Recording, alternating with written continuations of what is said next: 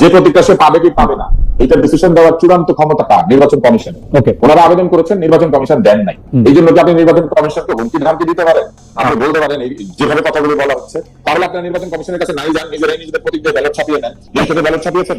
উপদেষ্টাদের নিয়ে অনেক কথা হচ্ছে, মানে যারা মাহফুজ আলম আক্রান্ত হওয়ার পরে তাকে মৃত্যুর মুখে ঠেলে দেওয়া হচ্ছে বলে জনাব নাহিদ ইসলামের কথা, তারপরে আবার দলের মধ্যে থেকে এরকম কথা যে আসলে উপদেষ্টারা সেফ এক্সিট খুঁজছেন। নাহিদ ইসলাম আবারও বললেন, তিনি দলের সর্বোচ্চ নেতা এনসিপির, তিনি আবারও বললেন উপদেষ্টারা আসলে তাদের সঙ্গে প্রতারণা করেছেন। কেউ কেউ বলছেন উপদেষ্টা আসলে পালাবার পথ পাবেন না, আবার কেউ বলছেন জীবন নিয়ে যেতে। এই উপদেষ্টারা আসলে কারা? মানে আপনিও এই উপদেষ্টা পরিষদ গঠনের সঙ্গে সরাসরি সম্পৃক্ত ছিলেন, যদি আমি একটু বলি, আপনি জানা ছিল কাদের সাথে এইরকমটা ভাবা হচ্ছে যে যারা প্রতারণা করেছেন, যারা পালাবার পথ পাবেন না, জীবন নিয়ে পালাতে পারবেন না, যারা আরেকজন উপদেষ্টাকে আসলে এটা তৈরি করেন, এটা আসলে কারা বলে আপনার কাছে মনে হয় মঞ্জু ভাই? মানে আপনি এটা লক্ষ্য করেছেন কিনা? আমি তো সবার কাছে আগে একটু মঞ্জু ভাইয়ের কাছে একটু শুনি।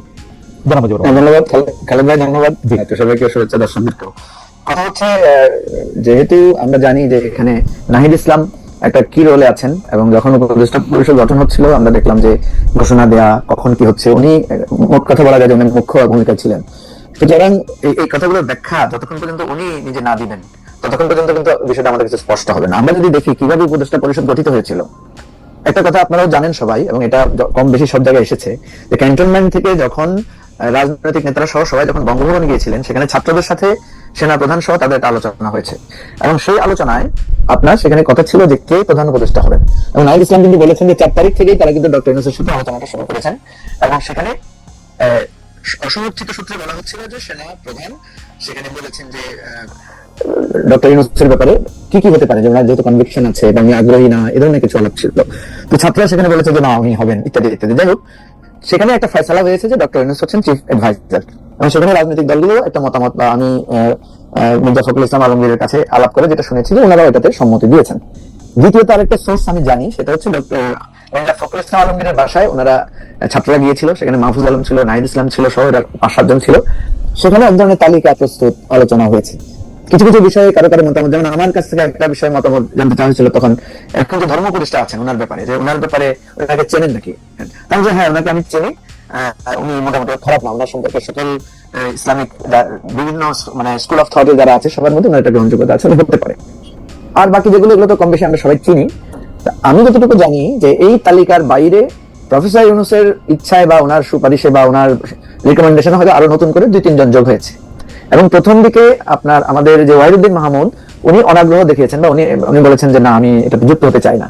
পরে আমরা দেখলাম যে ওয়াহিদুদ্দিন মাহমুদকে কিছুদিন পরে যুক্ত করা হয়েছে। এটা আমি কেন বললাম এই কথাটা, যে তাহলে এই উপদেষ্টাদের এখানে আমাদের চোখের সামনে ওনাদের সবার যে চিত্রটা আমরা দেখি, এখানে নাহিদ ইসলাম এখন যেটা বলছেন যে কারা কারা ওনাদের কথা রাখেননি, বা ওনারা এক ধরনের, এই ক্ষেত্রটা তো আমাদের কাছে স্পষ্ট, বা আমরা হয়তো কেউ জানি না যে কি কথা রাখেন না বা কি কথা ছিল।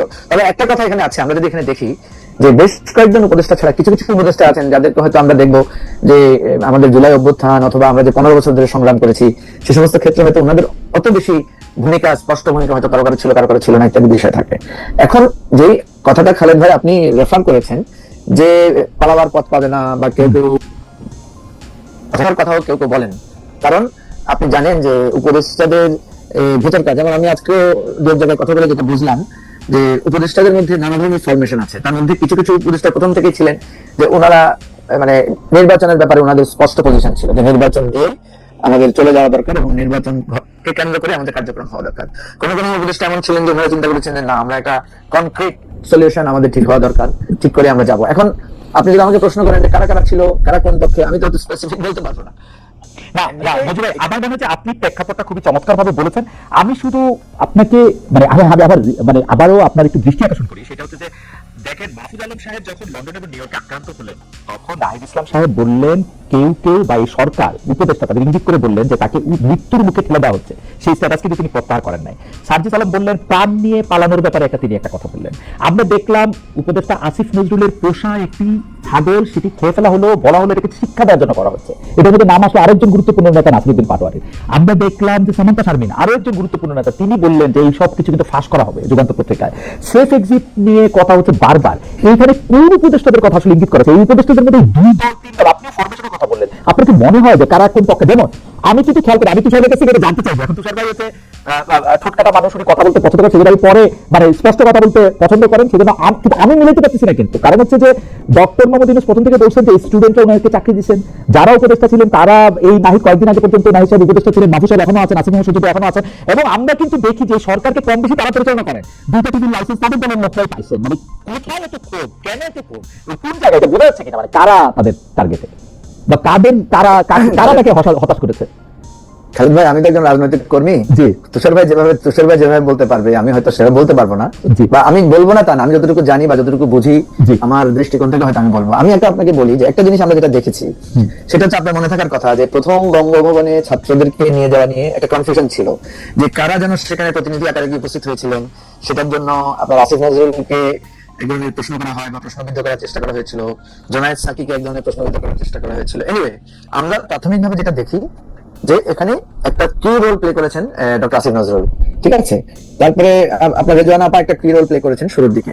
এখন আমরা যদি দেখি যে ছাত্রদের সাথে কোঅর্ডিনেশনে কারা খুব বেশি ওতপ্রোতভাবে জড়িত, এখানে একটা অংশ আছে যারা ছাত্রদের সাথে কোঅর্ডিনেশনে খুব ওতপ্রোতভাবে জড়িত, আরেকটা অংশ আছে তারা হয়তো সেভাবে জড়িত না। আমরা যদি ছাত্রদের পার্টটাতে দেখি, সেটা দেখি আসিফ নজরুল ভাইকে দেখি উনি বেশ ইন্টিমেট একটা কমিউনিকেশন আছে, রেজওয়ানা আপাকে দেখি ওনার একটা ইন্টিমেট কোঅর্ডিনেশন আছে, আব্দুল রহমান খানকে দেখি একটা কোঅর্ডিনেশন আছে, আর সেখানে জনাব একদম আসিফ নজরুল একদম না, আমি দেখছি যে ওনাদের এক ধরনের ছাত্রদের সাথে একটা কোঅর্ডিনেশন আছে, এবং মানে অ্যাপারেন্টলি তো আপনার আসিফ মাহমুদ ভূঁইয়া এবং মাহফুজ আলম তো আছেই। এর বাইরে যারা ধরেন আমরা যদি সিনিয়র মিনিস্টারদের মধ্যে ধরি, সিনিয়র অ্যাডভাইজারদের মধ্যে ধরি, তাহলে দেখবো ওয়াহিদুদ্দিন মাহমুদ বা সালেউদ্দিন, ওনাদেরকে মোর আমরা দেখি focus on their ministry and এই ধরনের ইস্যুগুলোতে। এবং এখানে আপনি কিছু কিছু অ্যাডভাইজারদের দেখবেন যে তারা শুধুমাত্র তাদের কার্যক্রমের বাইরে খুব বেশি কার্যক্রমে তারা ইনভলভ না। এখন প্রশ্ন হচ্ছে এরকম একটা সরকারে খুব যে একটা কোঅর্ডিনেশন হবে, খুব যে একটা মিলমিশ থাকবে, এটা হওয়ার কথা না। কারণ এরা কোনো একটা নির্দিষ্ট দল বা নির্দিষ্ট কোনো একটা জায়গা থেকে যে আসছেন, বিষয়টা এমন না। এটা নানা বিবেচনায় নানা জন এখানে যুক্ত হয়েছেন, কারো তাদের অভিজ্ঞতার কারণে যুক্ত হয়েছেন, কেউ আন্দোলনের ভূমিকার কারণে যুক্ত হয়েছেন, কেউ তাদের, যেমন ধরেন সালেউদ্দিন সাহেব, ওনার ওই অর্থ মন্ত্রণালয়ে একটা বিশেষ ওনার এক্সপার্টাইজ আছে বলে উনি এটাতে যুক্ত হয়েছেন। এইভাবে নানা বিবেচনার এখানে একটা টিম তৈরি হয়েছে। এখন যে আলোচনাগুলো উঠছে যে এখানে ছাত্র সংশ্লিষ্ট ব্যাপারে, এখানে ছাত্রদের যে ইচ্ছা আকাঙ্ক্ষা বা বিচার বা আপনার আমাদের সংস্কার, এই সমস্ত জায়গা থেকে নানা ধরনের ব্যাখ্যা বিশ্লেষণ বা বিভেদ টুকটাক যে নাই, বিষয়টা তা না। কিন্তু আলটিমেটলি যে জিনিসটা থেকে আপনি ইঙ্গিত করছেন, আমার কাছে মনে হয় না যে এটা কোনো খুবই সিরিয়াস ইস্যু। এটা এক ধরনের, আমার কাছে আমি কিন্তু খুব বিনীতভাবে মনে করি যে এটা একটা সিরিয়াস ইস্যু। কেন এটা নিয়ে আপনাকে আবার আমরা পরে পর্বে আবার আপনার কাছে আসবো। আমি একটু আপনার তুষার আপনার কাছে আসতে চাই। মঞ্জুরের মোটামুটি একটা পাঠাতন আমাদেরকে দেখালেন যে কোন কোন উপদেষ্টার সাথে, যেমন উনি আসিফ নজরুল, সৈয়দ রেজানা হাসান, আদিলুর রহমান খান, এনাদের কথা বলেছেন, যাদের সঙ্গে আসিফ মোহাম্মদ, মাহফুজ আলম এবং নাহিদ ইসলামের একটা সরাসরি সম্পর্ক রয়েছে, এবং তারা সামনেও আসছেন সরকারের বিভিন্ন বিষয় নিয়ে। কিন্তু সালাউদ্দিন মাহমুদ, ওয়াহিদুদ্দিন মাহমুদ, তারা কিন্তু আসলে তাদের নিজস্ব মন্ত্রণালয় নিয়ে আসলে অনেক বেশি ব্যস্ত থাকতেছেন। যেন ফাজুল করিম খানের কথা এরকম বলা যায় হচ্ছে, আর ধর্ম উপদেষ্টার কথা বলতেছিলেন, তাদের কথা। আমি একটু সেটা আপনার বিশ্লেষণ শুনবো যে উপদেষ্টারা এবং ছাত্র নেতারা কিভাবে বা পরস্পর মুখোমুখি হলো, বা মানে তাদের মধ্যেকার হিসাব নিকাশটা কি? পরস্পর মুখোমুখি হওয়ার আগে এই কথাটা বিবেচনা করতে হবে যে কিছু উপদেষ্টা অ্যাক্টিভিস্ট ছিলেন, যেমন রেজওয়ানা হাসান পরিবেশ নিয়ে আন্দোলন করতেন, আসিফ নজরুল প্রচুর টকশোতে যেতেন এবং নানান ধরনের কথাবার্তা বলতেন, কখনো ডানে কখনো বামে কখনো মাঝখানে। আদিলুর রহমান খান মানবাধিকার নিয়ে কাজ করতেন। এরকম যারা অ্যাক্টিভিস্ট, তাদের সঙ্গে বিভিন্ন শ্রেণী পেশা এবং বয়সের লোকের যুক্ততা থাকে। আসিফ নজরুল একই সঙ্গে শিক্ষক ছিলেন, ফলে তার ছাত্রছাত্রীরা আছেন, ফলে তাদের যে কানেকশন হবে তরুণদের সাথে, সে একই কানেকশন সালেউদ্দিন আহমেদ অথবা ওয়াহিদুদ্দিন মাহমুদ অথবা ধর্ম উপদেষ্টা অথবা যিনি আছেন আরেকজন তাদের হবে না। কারণ তারা এমন এমন পদে ছিলেন যেসব পদে বা যেসব অফিসে ঢুকতে গেলে প্রচুর নিরাপত্তা এবং অনেক কিছু কাঠখড় পেরিয়ে বা পুড়িয়ে তাদের সঙ্গে দেখা করতে হয়। এই কারণে আমি মনে করি যে কিছু উপদেষ্টা ছাত্র বন্ধু, আর কিছু উপদেষ্টা আমলা বন্ধু, কিছু উপদেষ্টা প্রশাসন বন্ধু, আর কিছু উপদেষ্টা ডক্টর ইউনূস বন্ধু। এইভাবে আসলে এই পুরো উপদেষ্টা পরিষদটা তৈরি হয়েছিল। এবং যে কথা ডক্টর ইউনূস বলেছেন যে তিনি হাতের কাছে যাদেরকে পেয়েছেন তাদেরকে নিয়েছেন, এই কথা কিন্তু তিনি বলেছিলেন আমার যতদূর মনে পড়ে। ফলে উপদেষ্টা পরিষদ তৈরি করার সময় এটার মধ্যে এক ধরনের দুর্বলতা ছিল। আপনি হাতের কাছে যাকে পাবেন তাকে নেবেন নাকি যে সবচেয়ে উপযুক্ত তাকে নেবেন, এই জায়গাটা আসলে প্রথম প্রশ্ন। দ্বিতীয় প্রশ্ন হচ্ছে এই মুখোমুখি দাঁড়ানোর জায়গাটা তৈরি হয়েছে কোথায়? ছাত্রদেরকে যখন বলা হয়েছে তারা নিয়োগকর্তা, তখন তাদের মধ্যে এক ধরনের নিয়োগকর্তার যে অ্যাটিটিউড বা অভিব্যক্তি সেটা তৈরি হয়েছে। ছাত্ররা ভাবতে শুরু করেছে যে এদেরকে আমরা বসিয়েছি, এদেরকে আমরা চাকরি দিচ্ছি, কিন্তু এদেরকে আসলে ছাত্ররা বসান নাই। আন্দোলনের মাধ্যমে ছাত্র জনতা, কৃষক, শ্রমিক যারাই আছেন সকলে মিলে তাদেরকে ওই জায়গাতে বসানোর ব্যবস্থা সেটা করেছেন। যখন তাদেরকে কৃতিত্বটা দিয়ে দেওয়া হয়েছে, তখন তারা নানা ধরনের টার্মস ডিকটেট করতে শুরু করেছেন, অর্থাৎ তারা তাদের শর্ত দিতে শুরু করেছেন এবং আশা করতে শুরু করেছেন তারা যা বলবে সেটা এই উপদেষ্টা মন্ডলী শুনবে। এখানে কিছু উপদেষ্টার কথা আমি বললাম যারা অ্যাক্টিভিস্ট, আর কিছু উপদেষ্টা কিন্তু আছেন যারা সরাসরি ছাত্রই, যেমন নাহিদ মির্জা উপদেষ্টা ছিলেন, আসিফ আছেন, মাহফুজ আছেন, এরা কিন্তু ছাত্র বা এই কিছুদিন হলো ছাত্রত্ব শেষ করেছেন। তাহলে উপদেষ্টা মন্ডলী অর্ধেকের কাছাকাছি বা তার একটু কম, এদের সঙ্গে তাদের সরাসরি যোগাযোগ আছে। আর আরেকটা আছেন যাদেরকে তারা আগেও স্যার বলতেন, এখন হয়তো স্যারই বলেন। তো এইরকম যে কারণে মুখোমুখি দিয়েছেন তারা কেন? কারণ তারা নানা ধরনের আবদার করতে শুরু করেছেন। একে বেশি করে দেন, আমাদেরকে নিরাপত্তা দেন, অমুককে ছেড়ে দেন, তমুককে ধরেন, আমরা যেটা চাচ্ছি সেটা হতে হবে, অমুককে ওই মন্ত্রণালয় দেন, তমুককে সরিয়ে দেন, এবং একই সঙ্গে এইটা বানান, ওইটা বানান, সেইটা বানান, এবং আমাদেরকে সাপলা দেন, সাপলা দেন, সাপলা দেন। এখন আমি লক্ষ্য করলাম আপনার এই যে ওয়েবসাইট, সেখানে কিছু লোক লিখে যাচ্ছে এনসিপি এনসিপি এনসিপি এনসিপি, ওরকম তারাও জব করছেন, সাপলা সাপলা সাপলা সাপলা সাপলা। এখন এই সাপলা সাপলা করবেন যে সাপলা ছাড়া ভোটে জিততে আর কোনো মাথা নাই। সাপলা না পেলে তারা জিতবেন না, সাপ্লাই তাদের পরিচয়। সাপ্লাই নিয়ে তারা যত উদ্যোগ করছেন, এই সবকিছুর কারণ হচ্ছে তারা মনে করেন তারা যা চাইবেন সেটাই তারা পাবেন। এবং কম বয়সী হলে যেটা হয়, যে আপনি যা চাইলেন সেটা যদি আপনি না পান, তখন কিন্তু আপনি এক ধরনের টেনশন করতে শুরু করেন। যদি জিজ্ঞেস করে যে শাপলাটা দিয়ে দিলে অসুবিধা কি, নাকি এটা দিয়ে দেওয়া হবে শেষ পর্যন্ত, এবং সাপলাটা দিয়ে দিলে মানে আমি আপনার পর্যন্ত কোনো অসুবিধা দেখতে পাচ্ছি না। ওরা আমি আপনার বক্তব্যের সাথে একমত, ওনারা কেন এত শাপলা চাইতেছেন সেটা বুঝতে পারছি না, দিতেওছে না কেন এটা বুঝতেছি না। একটা অসুবিধা আছে, সাপলার মার্কাটা এরকম যে আপনি যদি পয়সা উল্টান দেখবেন পয়সা উল্টা দিতে আছে। আপনি যদি পুলিশের মার্কা দেখেন, অবশ্যই আছে। আপনি নিশ্চয়ই জানেন যে ভিজুয়াল সিম্বলিজমের গুরুত্ব কি। কিছুদিন আগে রবার্ট ল্যাংডনের একটি নতুন উপন্যাস নায়ক আর কি, দাভিঞ্চি কোড, যেটা দাভিঞ্চি কোড যে সিকুয়েল আর কি, রবার্ট ল্যাংডন হচ্ছে নায়ক, সেই নায়ক হচ্ছেন কি করেন, সিম্বলিজম বিবেচনা করেন। শাপলা একটা সিম্বল, যেমন ধানের শীষ একটা সিম্বল। এখন যে ধানের শীষ নির্বাচন কমিশনের প্রতীক, সেই ধানের শীষ কিন্তু আমাদের কোন জাতীয় প্রতীকের মধ্যে নাই, এইভাবে ছড়া ধানের শীষ। কিংবা ধরেন যে নৌকার প্রতীক, সেই নৌকা কিন্তু আমাদের কোন জাতীয় প্রতীকের ভিতরে নাই, পয়সার মধ্যে নাই। কিন্তু শাপলা কিন্তু আমাদের ভিন্ন ভিন্ন জায়গায় আছে। অর্থাৎ আপনি একটা দলকে সিম্বলিজমের সুবিধা দিচ্ছেন, ইট ইজ এ বায়াস, এবং এই সিম্বলিক বায়াস এটা আপনি করতে পারেন না। তাহলে যেটা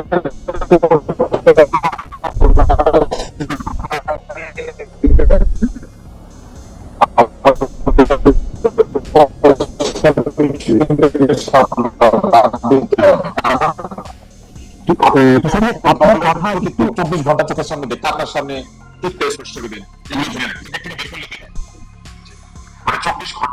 একটা প্রতীক আপনার সামনে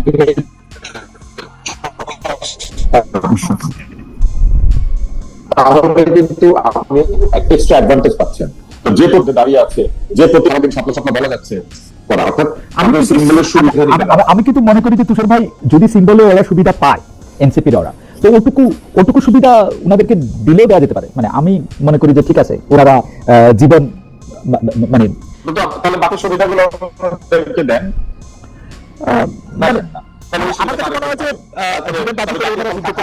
জাতীয় ফল কাঁঠাল, জাতীয় ফল কাঁঠাল কেউ চাইলে নিশ্চয়ই পাইতে, আপনি যেসব না আপনি কাঁঠাল কিন্তু আছে, কাঁঠাল আছে, হ্যাঁ আছে তো, কিন্তু সেই কাঁঠাল তো পয়সার মধ্যে নাই।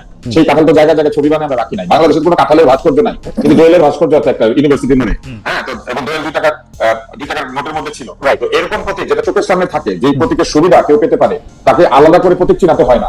এরকম প্রতীক কাউকে না দেওয়াই ভালো আমার কাছে মনে হয়। ফলে নির্বাচন কমিশন কেন দিচ্ছেন না এটা তার ব্যাপার। আর খালেদ আপনি যেসব যুক্তি দিচ্ছেন এগুলো খুবই অদ্ভুত যুক্তি আছে আর কি। যদি তারা যুদ্ধ করেছেন বলে প্রতীক পান, তাহলে মুক্তিযোদ্ধারা যুদ্ধ করেছে কোটা পাবে না কেন? আপনার যুক্তি কিন্তু ওই দিকে যাচ্ছে। তো মানে এই যুক্তিটা সঠিক যুক্তি না। কেউ যুদ্ধ করেছে সুবিধা পাওয়ার জন্য না, কেউ যুদ্ধ করেছে জনগণের জন্য সুবিধা এনে দেওয়ার জন্য। তারা যুদ্ধ করেছেন জনগণের জন্য, সুবিধা তারা চান কেন? এইটা তো বিবেচনা নিতে হবে। তাহলে আমার কাছে মনে হয়েছে যে আজকে যে উপদেষ্টা মন্ডলীকে তারা কথা বলছেন, সেখানে আরো কিছু সমস্যা আছে। যেমন তারা বারবার উপদেষ্টা মন্ডলীকে বলছেন সেফ এক্সিট, এক্সিট হবে অনারেবল এক্সিট। সেফ এক্সিট মানে কি? মানে কেউ কি পথ থেকে সরে গেলে সে অনিরাপদ হয়ে যায়?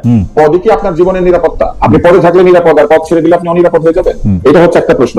দ্বিতীয় প্রশ্ন হচ্ছে, আপনি পথ থেকে চলে গেলেন, আপনার সম্মানের সঙ্গে প্রস্থান প্রয়োজন, আপনার নিরাপত্তার সঙ্গে প্রস্থান প্রয়োজন হবে কেন? আপনি বন্দুক পিস্তল কামান পিছনে নিয়ে আপনি প্রস্থান করবেন, আপনাকে সবাই পাহারা দিবে আর আপনি প্রস্থান করবেন? বরং প্রস্থানের সঙ্গে সঙ্গে আপনি সাধারণ মানুষ হয়ে যাবেন। এটাই হচ্ছে প্রস্থানের সৌন্দর্য, যে আপনি ক্ষমতায় যখন ছিলেন আর ক্ষমতার বাইরে আপনি আবার সাধারণ মানুষের সঙ্গে মিশে যাবেন। এটাই তো হচ্ছে ক্ষমতার সৌন্দর্য। সেই সৌন্দর্য বাদ দিয়ে তারা সারাক্ষণ বলছেন, বুঝেন কিন্তু ক্ষমতা ছেড়ে দিলে কিন্তু মৃত্যু সামনে দাঁড়িয়ে আছে। ক্ষমতা ছেড়ে দিলে অথবা না দিলে মৃত্যু তো আমার তো সবার সামনে দাঁড়িয়ে আছে। বিশেষভাবে উপদেষ্টাদেরকে সামনে ধ্বংস, সামনে মৃত্যু, সামনে নিরাপদ নাই, এগুলো তো এক ধরনের আমার কাছে মনে হয় ভয় দেখানো, হুমকি প্রদান। এই ভয় থেকে কি কেউ মুক্ত? উপদেষ্টা যারা নন, ধরেন আমার আপনার মতো লোকেরা, তারাও কি এই ভয় থেকে মুক্ত? আমরা কি আসলে এই নিরাপত্তাহীনতা থেকে মুক্ত হতে পেরেছি? এই সরকারকে আমাদেরকে একটা নিরাপদ পরিবেশ দিতে পেরেছে?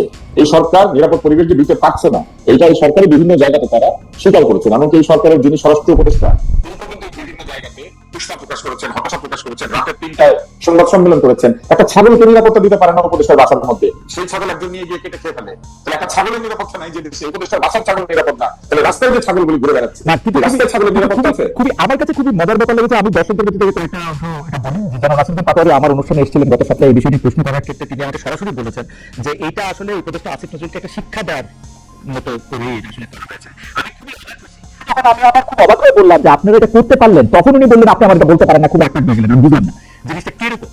কিন্তু দর্শকদের মধ্যে অনেকেই বলতেছেন আপনার মধ্যে যে টাকার মধ্যে কি ধানের শীষ নাই তুষার ভাই, আপনি যে পয়সার মধ্যে প্রত্যেক যে ধানের শীষটা সেটা না, কিন্তু নামও তো একটা পুরা ব্যাপার, তাই না? ভারতকে লিপ্ত হতে চাই না, সত্যি কথা। শোনেন, হ্যালো, আর আরেকজন বলেছেন যে আমি শুধু মন্তব্যগুলো আরেকজন দর্শক বলেছেন যে ডক্টর সাদিক মালিক দেখিয়েছেন এই প্রতীক বা এই সাপ্লায়ারটির কথা যেহেতু সংবিধানে বাংলাদেশের প্রতীক হিসেবে আছে সেটি সেজন্য এটি প্রতীক হতে পারে না, এটি একজন বলেছেন আর কি। এই দুরকম মন্তব্য আছে। মানে শাহরিন মালিক, হ্যাঁ আমি আসলে কথার মাঝখানে খেয়ে হারিয়ে ফেলে ইন্টারাপ্ট করেন। শাহরিন মালিকের প্রসঙ্গে আসার আগে আমি ছাগল প্রসঙ্গে থাকি। ছাগল যিনি চুরি করেছেন তিনি শিক্ষা দেওয়ার জন্য ছাগল মারেন। তো যারা ছাগল মেরে উপদেষ্টাকে শিক্ষা দেন তারাই আবার উপদেষ্টাদেরকে ভয় দেখান যে ক্ষমতা ছেড়ে দিলে কিন্তু সেফ এক্সিট একটু সামনে দাঁড়িয়ে আছে। তো ছাগল মারা লোকজনই এরকম চিন্তা করতে পারে, ছাগল চুরি করা লোকজনই এরকম চিন্তা করতে পারে। অতএব এই নিয়ে আমি আর পরবর্তী কথা যেতে চাই না। না বলে কোনো কিছু নিতে নিষেধ করা হচ্ছে, এটা আদর্শ কিন্তু যেরকম আছে বিদ্যাসাগরের, এটা আমাদের ধর্মগ্রন্থ কোরআনে আছে। আর এক ছাগল নিলাম, কালো ছাগল নিয়ে লাল ছাগল নিলাম, লাল ছাগল নিয়ে কালো ছাগল দিলাম, এটা কিন্তু কোনো সমাধান না। আমার মতো ছাগল থেকে আমরা সরে যাই। এইবার আসি, আপনি যে প্রতীকের কথা বললেন, এই তর্কটা আসলে ঘেনা পেঁচা। এটাকে ঘেনা পেঁচাল বলে। কিছু লোক আসেন এবং তারা এই জায়গাতে কমেন্ট করে করে ঘেনা পেঁচাল পারেন। এদের সঙ্গে আমি তর্কে যেতে চাই না। স্বাধীন মালিক সাহেব কতখানি আইন বোঝেন, কতখানি শিক্ষিত, কতখানি সংবিধান বোঝেন, এটা বাংলাদেশের মানুষ জানে। অতএব আপনারা তার সঙ্গে গিয়ে তর্ক করেন। উনি কেন বললেন যে সাপলা দেওয়াটা ঠিক হবে না? আর যে ধানের শীষ, যে ধরনের ছবি, সেই ধানের শীষ টাকাতে নাই। যে প্রতীক হিসেবে যে চেহারা, আমরা টাকাতেও নাই, সেটা পয়সাতেও নাই। অতএব এইগুলা এই ঘেনা পেঁচাল কাটতে হলে আপনারা স্বাধীন মালিকের সঙ্গে তর্ক করেন। আমি আমার জায়গা থেকে আসলে মানে শাপলা ও এনসিপি কে দিয়ে দেওয়ার ক্ষেত্রে প্রস্তাবটা এমন ছিল যে শাপলাও দিয়ে দেওয়া হোক, দেখা যাক শাপলা তারপরে হচ্ছে যে আর যা কিছু পায় তারপরে তা নিয়েও হয়তো তারা নির্বাচনে আসলে জি আসুক নির্বাচন। ও খালেদ জি, খালেদ মানে যদি এটা দিয়ে দেওয়ার ব্যাপারটা থাকে তাহলে আমাকে আপনি বলেন যে রাজনৈতিক দল কি নিজে নিজে প্রতীক চুজ করে, নাকি রাজনৈতিক দল প্রতীকের জন্য আবেদন করে এবং সেই আবেদন করার পরে সে সেটা যে প্রতীকটা সে পাবে কি পাবে না, এটা ডিসিশন দেওয়ার চূড়ান্ত ক্ষমতা কার? নির্বাচন কমিশন। ওনারা আবেদন করেছেন, নির্বাচন কমিশন দেন নাই। এই জন্য কি আপনি নির্বাচন কমিশনকে হুমকি ধামকি দিতে পারেন? আপনি বলতে পারেন যেভাবে কথাগুলি বলা হচ্ছে, তাহলে আপনার নির্বাচন কমিশনের কাছে নাই যান, নিজেরাই নিজেদের প্রতীক দিয়ে ব্যালট ছাপিয়ে নেন। ব্যালট ছাপিয়েছে না। আর তুষার আসছি আমার আপনার কাছে, জনাব মুজিবুর রহমান মঞ্জুর কাছে একটু আসি। আপনাকেও দ্রুত কয়েকটা বিষয় জানতে চাই যে এই বিষয়গুলো আলোচনা আসে, বিশেষ করে জনাব তারেক রহমানের এই ইন্টারভিউর মাধ্যমে। একটা হচ্ছে যে এই যে জুলাই আন্দোলনের কৃতিত্ব কার কম কার বেশি। মুজিবুর, আমরা আপনার নাম অনেক জায়গায় শুনি, আপনারও অনেক বেশি কৃতিত্ব অনেক জায়গায়। এই কৃতিত্বের ভাগাভাগিটা আসলে কেমনে হবে? মানে আমরা আন্দোলন করলাম একটা স্বৈরাচারী সরকারকে হটানোর জন্য, প্রথমে একটা বৈষম্য বিরোধী করার জন্য, তারপর একটা স্বৈরাচারী সরকারকে হটানোর জন্য, ফেসিস্ট এখন আমরা যাকে বলতেছি তাকে হটানোর জন্য, কিন্তু পরে আমরা যে ক্ষমতার ভাগটা যে আমরা ভাগাভাগি করে নিলাম, কেউ উপদেষ্টা হইলাম, কেউ নতুন রাজনৈতিক দল করলাম, আপনি গিয়ে কাকে কাকে উপদেষ্টা করবেন সেগুলো ঠিক করে আসলেন। সেই ক্ষেত্রে উনি যে জবাব দিল সেটা আপনার কাছে কেমন লাগলো? মুজিব ভাই, প্রথম কথা আমি একটা প্রস্তাব দিয়েছিলাম যে এই আন্দোলনে কারা কারা মাস্টার মাইন্ড তারা আবেদন করেন, আমরা সবাই মিলে সবাইকে মঞ্জুর করে দিই যে আমাদের সবাইকে মাস্টার মাইন্ড ঘোষণা করে দিই, তারা আবেদন করবেন। একটা ক্লেম করার একটা ধরেন এটা শুরু করছিল আমাদের শফিক ভাই প্রথমে চিনাই দিয়েছিলেন মাহফুজ আলম সাহেবকে যে ইনি আড়ালে থেকে অনেক কাজ করেছেন। উনাকে যখন প্রশ্ন করা হলো আন্দোলন শেষে তুমি কি করবেন, উনি বললেন যে ঘুমাবো। তারপরে ডক্টর মোহাম্মদ ইউনূস ক্লিনটন ফাউন্ডেশনে গিয়ে পরিচয় করা দিলেন। অনেকেই বলেন যে এই আন্দোলনটা আসলে একটা হেডলেস ছিল, আসলে তা ছিল না, আসলে তা ছিল হচ্ছে এই হচ্ছে মাস্টার মাইন্ড। এদিকে আবার জামাতের একজন নেতা লন্ডনে বলতেছেন ডক্টর মোহাম্মদ ইউনূস বহু আগে একজন লবিস্ট নিয়োগ করেছিলেন এই সরকারকে যাতে ইয়া করা যায়, এবং মানে উনাকে আমি চিনি, বকর সাহেব খুবই মানে আপনিও হয়তো ছিলেন মঞ্জু ভাই, যে খুব মানে সুন্দর করে কথা বলেন, আইনজীবী। উনি একদম দায়িত্ব নিয়ে বলতেছেন যে আমি জানি একটা লবিস্ট নিয়োগ করা হয়েছিল। আপনি যদি একটু বলেন। খালেদ ভাই ঘটনা হয়েছে আমাদের এক একজনের জ্ঞানটা এক এক জায়গায় সীমাবদ্ধ। ধরেন শফিক ভাইয়ের কথা যে ভুল তা না, উনি যতটুকু জানেন উনি ততটুকু বলেছেন, যে যতটুকু জানি। যেমন ধরেন আমি জানি যে হাতি দেখতে আসলে খুব সরু, একটা দড়ির মতো। এই জন্য যে যতটুকু জানে তার কৃতিত্ব আমরা যেটা মনে করি আর কি, যে আমরা বাবা বলে না যে আমি তোরে বড় করছি, তো ছেলেকে তো আসলে টিচারে বড় করে, ছেলেকে তো তার বন্ধুরাও জ্ঞান দেয়, তার পরিবেশ থেকেও সে জানে, সে অনেক কিছু থেকে জানে। কিন্তু যখন বলে বাবা যে আমি যদি জন্ম না দিতাম তুই পৃথিবীতে আসছি না, ঠিক না, এটা তো ক্লেম করা যায়। সেজন্য আমি মনে করি এই আন্দোলনে সবাই বিভিন্ন জায়গা থেকে, যেমন ধরেন আবু সাইদের, মানে আমি একটা বলি আর কি, ধরেন আবু সাইদ যে প্রাণ দিল, আবু সাইদের ওই হাত প্রসারিত করার দৃশ্যটা আমাদেরকে কিভাবে মোটিভেটেড করেছে, আমাদেরকে কিভাবে আবেগ আপ্লুত এবং সাহসী করেছে, এটা তো একটা বিরাট টার্নিং মানে পয়েন্ট, তাই না? কিন্তু আপনি দেখেন আবু সাইদের বাবা মা কি আবু সাইদকে মানে এই আন্দোলনে আসার জন্য উৎসাহিত করেছে? কিন্তু মঞ্জু ভাই, এটা একটা বিশ্লেষণ চিত্র আছে যে এই আওয়ামী লীগের 15 বছরের সময় অনেক মানুষই অনেক অকারণে মারা গেছে। যেমন ধরেন মানে মুশতাক, একজন সাংবাদিক জেলখানায় যিনি মারা গেছেন, মানে তিনি কি কারণে মারা গেছেন, কেন পুলিশের গুলিতে বা বুয়েটে আবরার মারা গেছেন, সেইটার কিন্তু কোনো ব্যাখ্যা কিন্তু কোথাও নাই।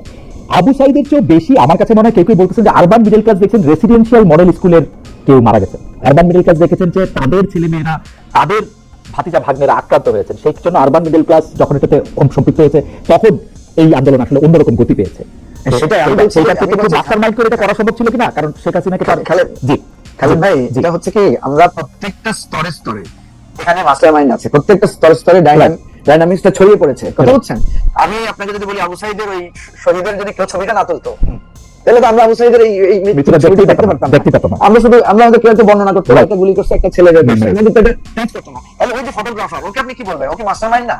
বা ওকে তো আপনি বলতে পারেন যে একটা অসাধারণ মানে একটা জিনিস ছড়িয়ে দিয়েছে। সো আমি যেটা বলতে চাই যে ম্যাক্সিমাম শহীদের সাথে আমি শহীদের পরিবারের সাথে আমি কথা বলে জিজ্ঞেস করেছি যে আপনার ছেলে যে মিছিলে আসছে আপনি রাজি ছিলেন কিনা। ওনারা ম্যাক্সিমাম লোক বলেছে আমি বাধা দিয়েছি, আসতে দেই নাই, ছেলে এটা আসুক আমি চাই নাই।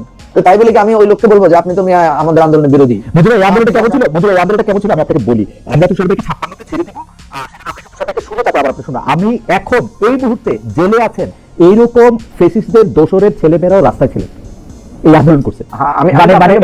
এটা কিন্তু মানে খুবই মানে সবার অংশগ্রহণ নিতেছিল, নেতৃত্বকে করে দিচ্ছে। আমি আবার আসি আপনার কাছে, আমরা ছেড়ে দিয়ে আপনার সাথে একটু থাকি আর কিছু। তুষারের লাইনটা আজকে আশা করবো যে বাকিটা সময় ঠিক। তুষার বিএনপির মনোনয়ন প্রশ্ন সেইখানের মধ্যে এটা বলা হচ্ছে যে তাকে যখন কৌশল জিজ্ঞেস করা হয়েছে তখন পেশকি প্রভাব, টাকা পাওয়া, পারিবারিক বিষয় বিবেচনা নিয়ে তিনি যে প্রশ্ন করেছেন মানে উত্তর দিয়েছেন সেটা আপনার বিশ্লেষণ আমরা শুনবো, যে মানে তিনি একটা গড়পত্র উত্তর দিয়েছেন যে সবচেয়ে বেশি কথা বলবো, মূল্যায়ন করবো। আপনার তাই মনে হয় কিনা? উনি যেটা বলেছেন সেটা হচ্ছে রিয়েল প্রসেস, সেই প্রসেসটা যতক্ষণ পর্যন্ত না হচ্ছে ততক্ষণ পর্যন্ত এটা সঠিক বলেছেন না সঠিক বলেন নাই এটা বুঝে যাবে।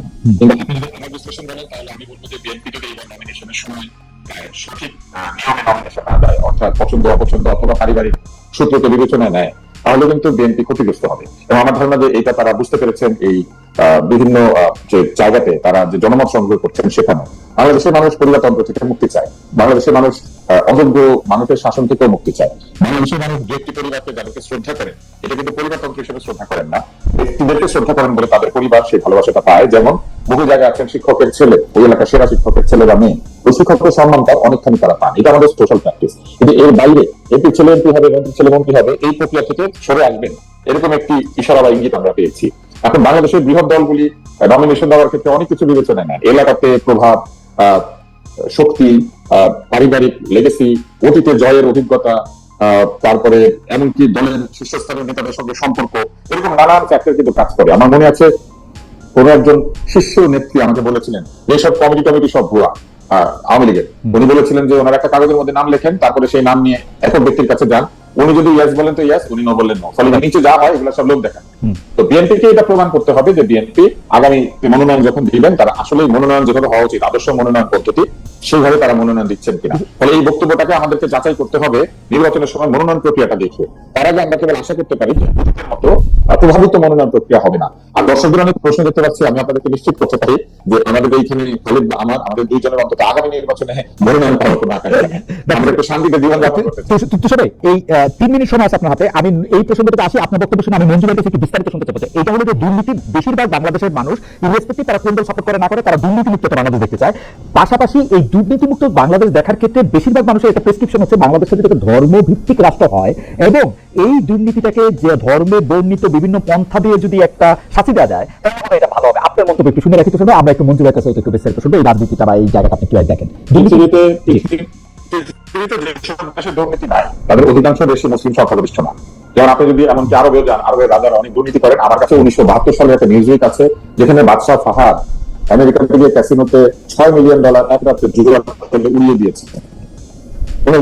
ইসলামের জুয়া নিষিদ্ধ ছিল। তো এগুলো আছে। ফলে মুসলিম প্রধান দেশে দুর্নীতি হয় না ব্যাপারটা এরকম না। দুর্নীতির সাজা দেওয়া বা না দেওয়া অথবা দুর্নীতি রোধ করার না করার সঙ্গে ধর্মের শাসনের বা ধর্মীয় শাসনের কোনো সম্পর্ক নাই, বরং ধর্মকে মানে এমন জনগোষ্ঠী যদি আমরা তৈরি করতে পারতাম, তাহলে দুর্নীতি এমনিতেই দূর হয়ে যেত। আমাদের ধর্মে তো চুরির কথা লেখা নাই, দুর্নীতির কথা লেখা নাই, আমাদের ধর্মে তো অন্যের জিনিস দখল করার কথা লেখা নাই। তাহলে আমরা যেগুলো না, এরকম যদি লোকজন থাকে, আমি আরেকবার বলি এই কথাটা, মানে আমাদের দেশে বহু লোক আছেন যে তারা এই ধর্মের বিভিন্ন জায়গাকে ভিন্নভাবে তারা স্থাপন করেন, অর্থাৎ তারা আচরণ করেন, উপাসনা করেন, কিন্তু হুঁশিয়ার। এরকম যদি আমরা হয়ে থাকি আমাদের দেশের লোকেরা, তাহলে সেইখানে তো আমাদেরকে বিবেচনা নিতে হবে যে প্রকৃত ধর্ম পালনকারী জনগণ না তৈরি হলে ধর্মের শাসন দিয়ে কখনো দুর্নীতি দূর করা যায় না।